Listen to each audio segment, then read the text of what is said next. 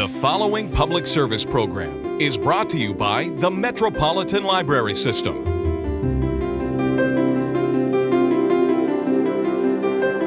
And now, Read About It with your host, B.J. Williams. We have a great show for you today, including a talk with Bill Paul, who is the subject of a new book, Willie of the Valley. But first, Pauline Rodriguez wants to talk with Doug Benton about a book she just read at your library.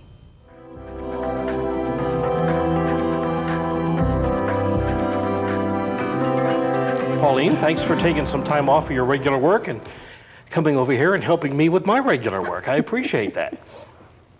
You have brought a book called The Little Lady Agency. Now, what is that? I know it's a book, but what is a little lady agency in the book? It's not an escort agency, although you might think so. It's an agency that provides assistance to men. It helps men out with things that they kind of need a woman's help for, at least some of them do, like picking out clothes, picking gifts for moms and girlfriends, sending thank you notes. Mm-hmm. They also do provide escorts to certain social events, but no sex. Okay, it's not an escort service. They also do occasionally help men out with breakups when they just can't bring themselves to break up with a girlfriend. Is it a comic novel? It sounds like it's going to be more humorous than anything. It's very humorous. It is a lot of fun. Okay, this agency now, is it a large agency? Are there several women involved in this? Right now it's just one, Melissa Romney Jones. Don't you love that name? But I think there may be one, more than one in future novels. Okay, well now tell me a little bit about Melissa Romney Jones. Yeah, it's a very British sounding name. Oh yes, she is a very proper British girl, very upper crust, went to all the right schools, very strong on manners and doing things correctly, grew up in a wealthy family, and Daddy's a member of Parliament, and he's also a bit of a cad and very controlling. And so Melissa is very proud of the fact that she makes it on her own with no help, especially since any money that Daddy gives her or lends her is going to come with strings attached. Oh, okay. So what exactly does she do then in the course of the book? Well, at the beginning, she's working at a rental agency, so to speak. She finds apartments for people, and she loses that job. And what's she going to do if she's going to support herself? Well, what does a girl with Melissa's skills and talents do? She's good at organizing. Daddy just bullied her into organizing her sister's wedding to save him the money on a wedding planner. So she creates the Little Lady Agency. Okay. But the catch is that because Daddy's so high profile and Melissa's so proper, she doesn't want anybody to know she's involved. So she's created this alter ego, Honey, who actually is the face of the agency.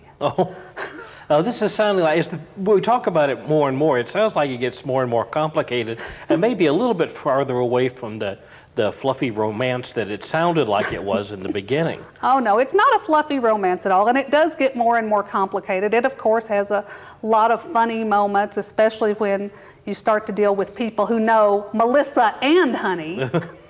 Well, it sounds like fun. It's The Little Lady Agency by, who's the author? Hester Brown. Hester Brown. Another very British name. Yeah, very Hesterish, yeah. Thank you for coming in and talking about it. We appreciate it. Come back again soon. Okay. All right. I'm back, and Doug Benton is with me, and I guess that means that we get to talk about the books that we have been reading, and first. You have to talk about a book you've been reading. What you got? Well, I've got first Handcrafted Soap. It's written Soap. It's written by Dolores Boone. I know it's a little bit late to be starting on Christmas crafts at this point, but maybe next year. When you go to any craft store, you can find soap molds and stuff that you can melt and then pour into the molds and say that you have made some soap. That's not what Handcrafted Soap is talking about. Oh, what is it then? Well, it's talking about making it yourself, and soap requires lye. And different kinds of oils.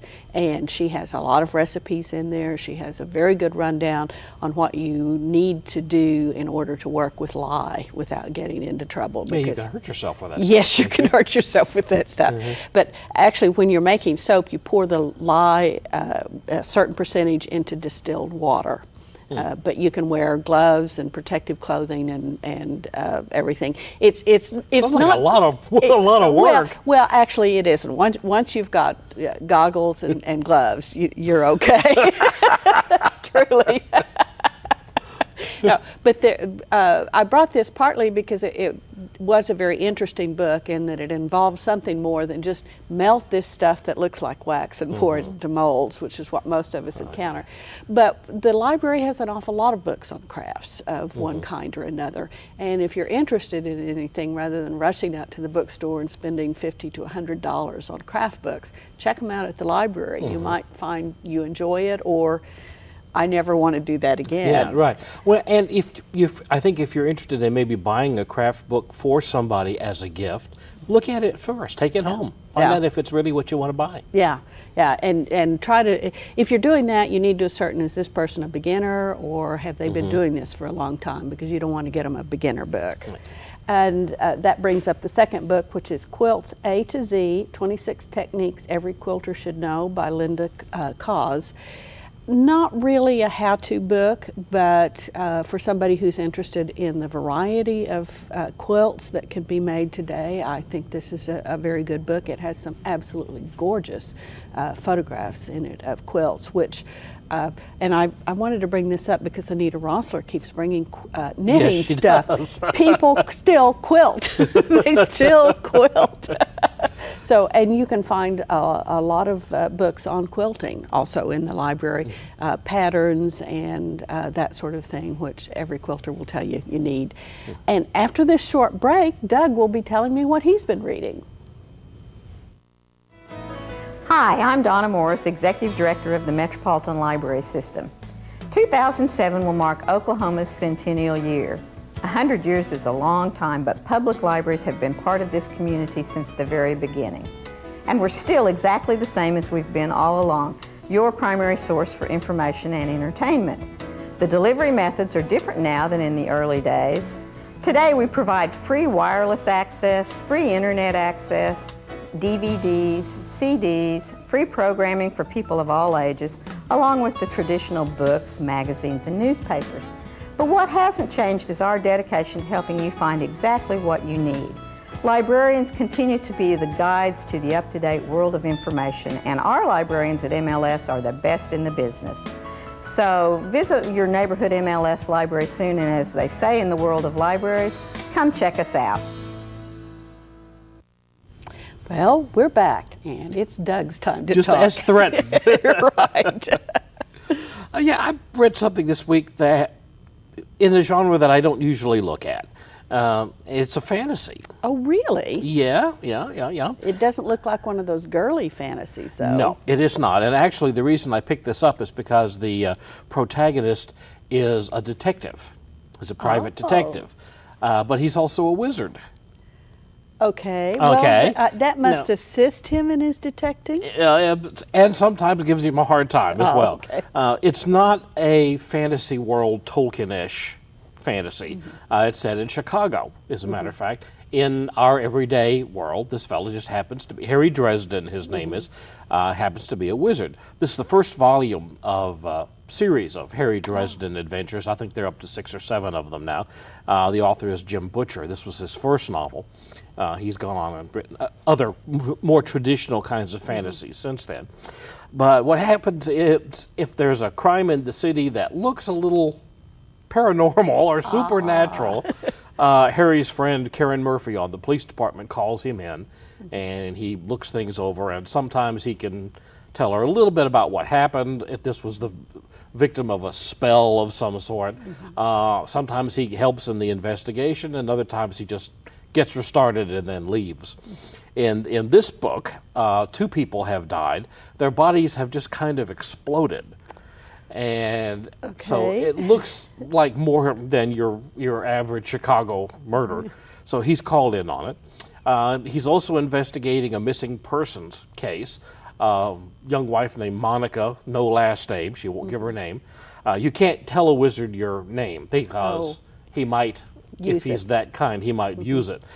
So people are always avoiding eye contact with Harry all through the book, because that's another thing. Okay, so he's well known as a wizard. This isn't something that he has to keep hidden. No, it's not something that's hidden. Although people sometimes look down on him for having this, having these abilities. He sometimes has to defend himself because people are calling him names. Oh. But one of the fun things about the book is that it does, as you might be able to tell, it doesn't play cutesy with creatures. Yes, there's a fairy in here who helps him out on his case, but he feeds the fairy pizza to to get him going and to get him to tell what he knows. I tend to read books like this while I'm watching football, okay? So I'm reading and watching at the same time. And this was kind of a 50-50 book. Sometimes the book takes over, sometimes the game takes over. And this one was right about in the center, you know, kind of back and forth. And honestly, I'm not sure at this point why the bad guy was doing some of the things that he was doing. And I don't know whether that's Butcher's fault, the editor's fault, or my fault for not paying as close attention as I could. But it's a fast read, and I did enjoy it. I'm not sure if I'll go on to other books in this series or not. I probably will. It's still football season. Well, Stormfront, it sounds like something you might want to read after you had a couple of glasses of eggnog. Why not? Yeah. But you got to get away from the family for a while. Right. Thanks, Doug. Coming up next, Doug Benton took an opportunity to talk with Jim Nimmo a couple of weeks ago about some of the CDs you can check out at your library.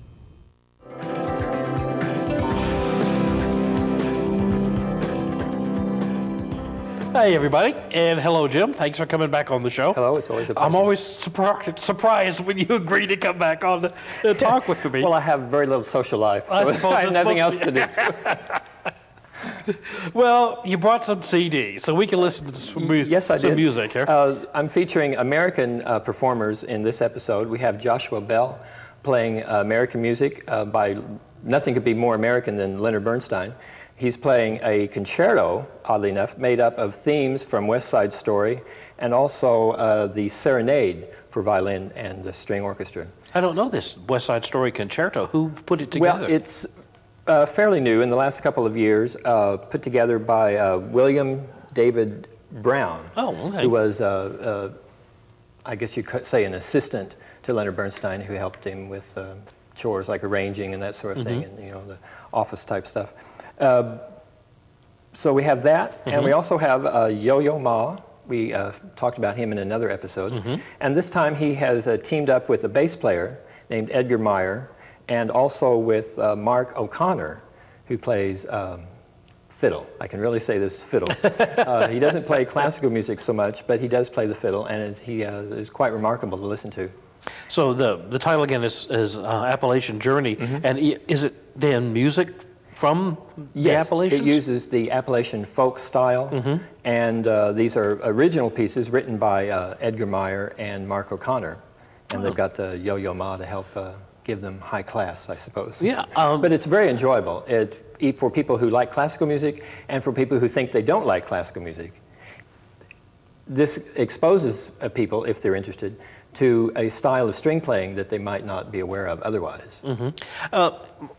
Is there anything that Yo-Yo Ma hasn't recorded at this point? No, he does everything. I mean, he's an omnivore. I mean, he seems to be everywhere. Yeah. Yes. He does also, he tours the world with a project he calls the Silk Road Project, which combines players from the Orient and people who play classical music in the Western tradition. And they contrast and show the similarities and how the influence of one has gone to the other. Yeah. Let's talk a little bit about West Side Story. I don't know how familiar you are with the show. A lot of musicals, and it's a Broadway musical, from that era have faded, but West Side Story seems to go on forever. Yes. Why is that, do you think? Well, I think the music is excellent caliber for the theater. And also, I think the story in the plot, you have the contrast of the Anglo and the Puerto Rican. And still in our day, we still have contrast, let's say, between the immigrants from south of the border, contrasting with people who are born in this country. And we still have this culture clash And I think that helps keep it popular because the theme is still with us. Okay, Jim, thanks very much. We'll see you again soon, okay? I hope. All right. Bye-bye.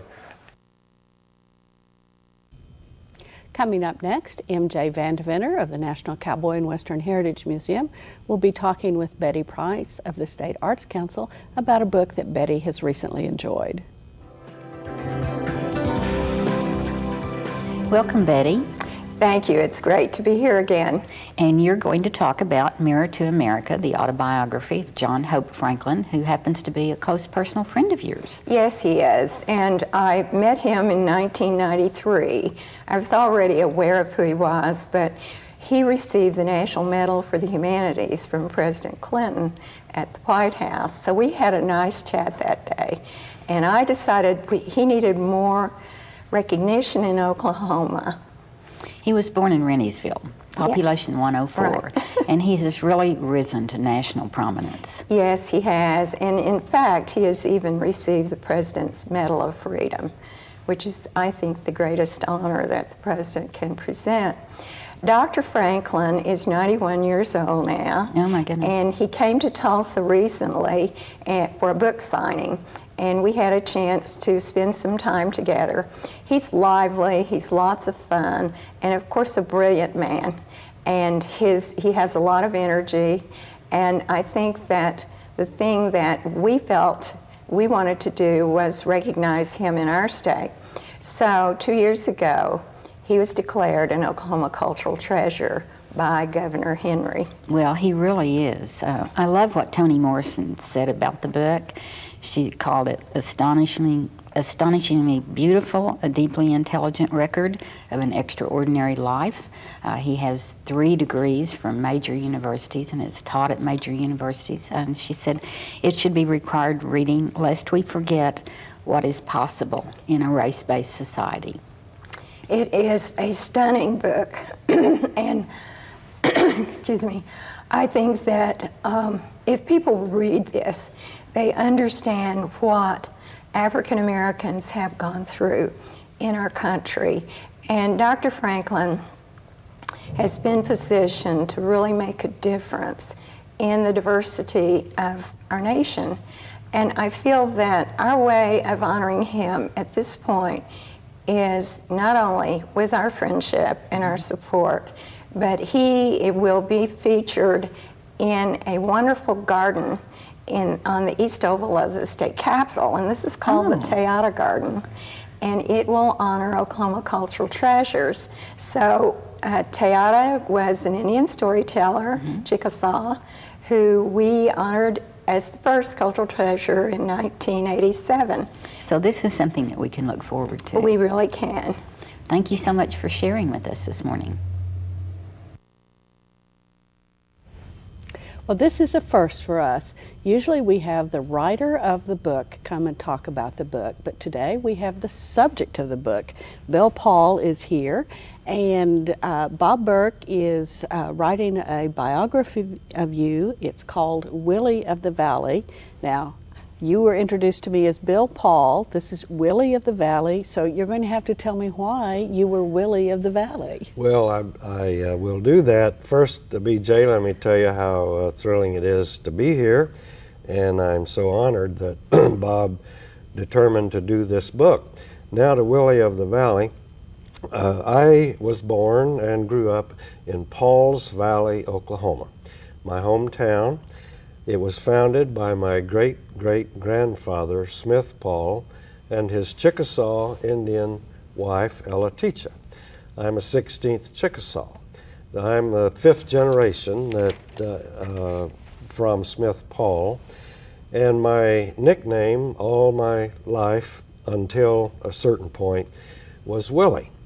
And when I went to work for my law firm, it's now the Crow and Dunlevy law firm. At the time, it had a different name, different iteration. One of the senior partners, Raymond Talbert, my second day at work, called me into his office and said, "Mr. Paul, I'd like to talk to you about your name." He said, "You know, Willie doesn't sound very professional." I was a lawyer. And he said, "I wonder if we could call you Bill." And I said, Mr. Talbert, call me whatever you like as long as you pay me. But actually, from that time, which was early 1957, anyone who met me for the first time, got to know me for the first time, knows me as Bill. And anyone that knew me at the university or certainly in my hometown, Pauls Valley, knows me as Willie. The Willie of the Valley phrase was coined, I think first coined by a wonderful lawyer here in Oklahoma City, Pat Ryan, who was in our law firm for a number of years. He and I worked together some, and he did an article in the 1990s for our Oklahoma County Bar publication about me and entitled it Willie of the Valley. So it kind of caught on.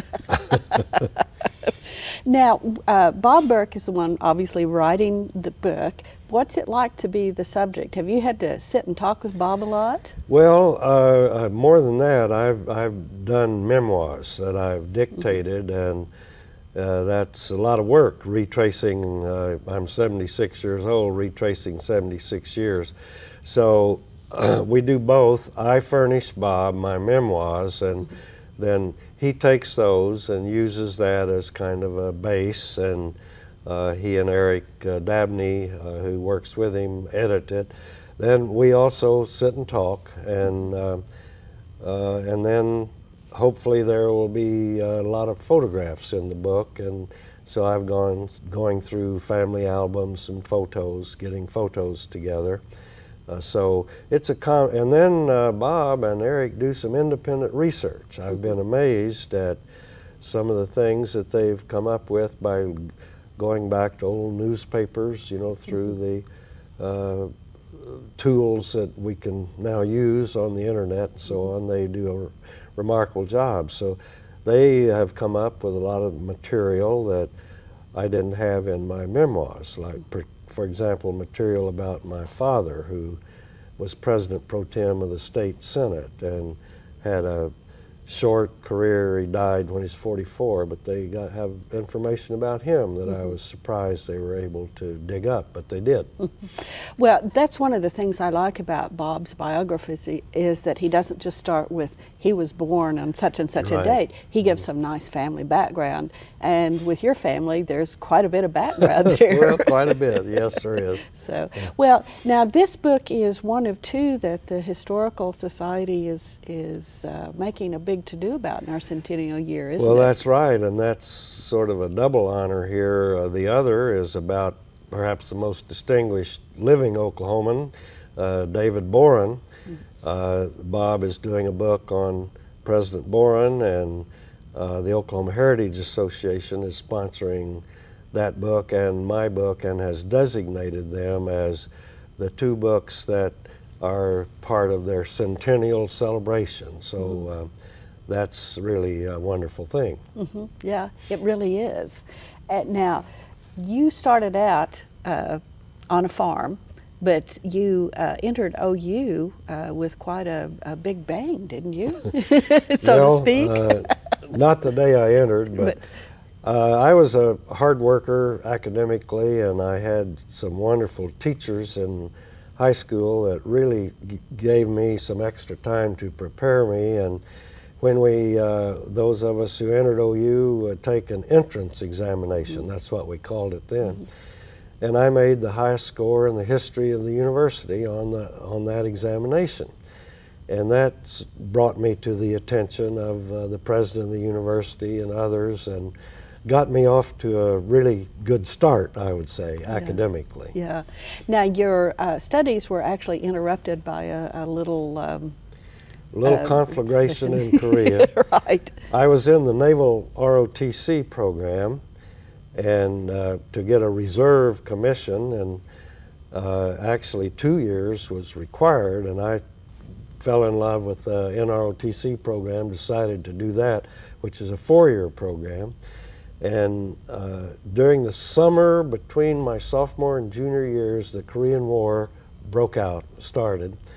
And so when I graduated in 1952 and I elected to take my commission in the Marine Corps, I got my degree in one hand and my commission as a second lieutenant in the Marines in another, and my orders to active duty.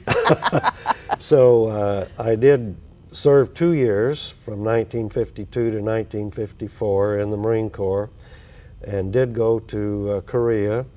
I didn't arrive there until after the armistice was signed, so I was not involved in actual combat. But that was a fascinating experience, that 2 years, and I loved the Marine Corps, so I stayed in the reserve and ultimately was promoted to the rank of colonel. Very good. Do summer duty every year, 2 weeks, and always enjoyed that, and I love the institution of the Marine Corps. Well, great. Well, we're out of time, so if people want to find out how you became a distinguished partner with your law firm, really handled some famous, internationally famous law cases, became the second Oklahoman to be the president of the Bar Association, they're just going to have to buy the book. I have to read the book. Okay. Thank you very much for being with us today. Thank you, BJ. Willie of the Valley by Bob Burke will be available soon at your bookstore and your library. Hi, I'm Donna Morris, Executive Director of the Metropolitan Library System. 2007 will mark Oklahoma's centennial year. 100 years is a long time, but public libraries have been part of this community since the very beginning. And we're still exactly the same as we've been all along, your primary source for information and entertainment. The delivery methods are different now than in the early days. Today we provide free wireless access, free internet access, DVDs, CDs, free programming for people of all ages, along with the traditional books, magazines, and newspapers. But what hasn't changed is our dedication to helping you find exactly what you need. Librarians continue to be the guides to the up-to-date world of information, and our librarians at MLS are the best in the business. So visit your neighborhood MLS library soon, and as they say in the world of libraries, come check us out. Doug is back, and I'll bet he's got a date. Real quick, December 12th, 1821, the birthday of the author of Madame Bovary, Gustave Flaubert, who once said, "Books are not made like children, but like pyramids, and are just as useless." Oh dear, I'd hate to think that. The 15th of December, 1791 was the day when the Bill of Rights of the United States Constitution went into effect. You can find out about this and everything else we've talked about today at your library, or visit us at www.metrolibrary.org. Thanks for being with us. We'll see you again next time.